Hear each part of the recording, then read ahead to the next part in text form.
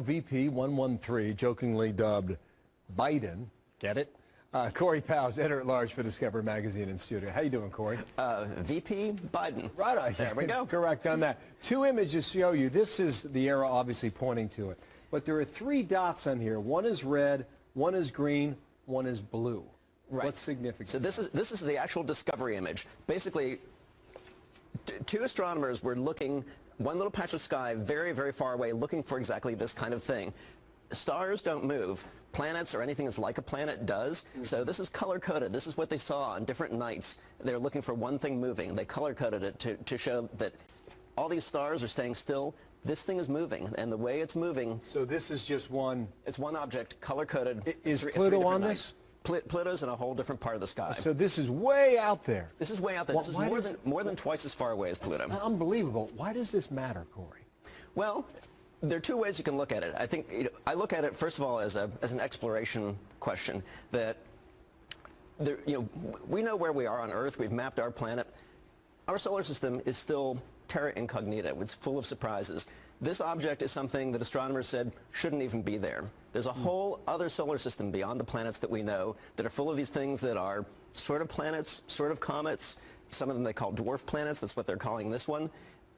What we're seeing is we're seeing our neighborhood. We're seeing what's around us. And then the second part is we're seeing where we came from. Go back to the other image, guys, and we'll show, because we're over here on the left, right? That's right. So we're over here. Okay. There's Pluto's out here. Yeah. And this thing called Maki Maki is way out here. That's right. So that's another dwarf planet. If you want to find out where VP113 or Biden is located, keep walking about another 30 feet that way. Wow. We can see that far. And this is the closest it gets this time. When it really gets cooking, it's 15 times as far away as Pluto. That's incredible. Takes 4,300 years to go around the sun. I don't know how you know that, but I trust you.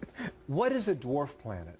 So a dwarf planet, the fact that you hear weird terms like that is actually scientists saying there are things out there we don't really understand. It's a dwarf planet is kind of a catch-all term for something. It's round like a planet. It sort of looks like a planet, but it doesn't orbit in a regular way like all the planets that we knew growing up. Would this be part of our solar system? So it's part of our solar system. Would it be outside? It's a whole new zone. They're calling it the inner Oort cloud. You don't really need to know that. All you need to know is there really are these two solar systems. There's the solar system with the classical planets, and then there's this whole other zone that we haven't explored. And now they're saying because of how this new dwarf planet moves, that there may actually be an even bigger planet, something bigger than the Earth. I guess that's the point I was going to, because you study this all the time. Is that why it's so significant? Because there's more beyond that? There's more beyond that, and then there's more beyond that. I mean, I think what we're seeing is, if you watch the show Cosmos, I've been kind of glued to that. And in the last episode, they were talking about the discovery of comets and the discovery of our place in the solar system. We're still learning that. We're still learning this right now, and it's still. Man. All right. Yeah. Just like you're out of space, I'm out of time. But this this is where we came from. This is why we're here. Oceans, continents, air, Thank you, us. Corey. It's all part of that. You got it, man. Good to have you back.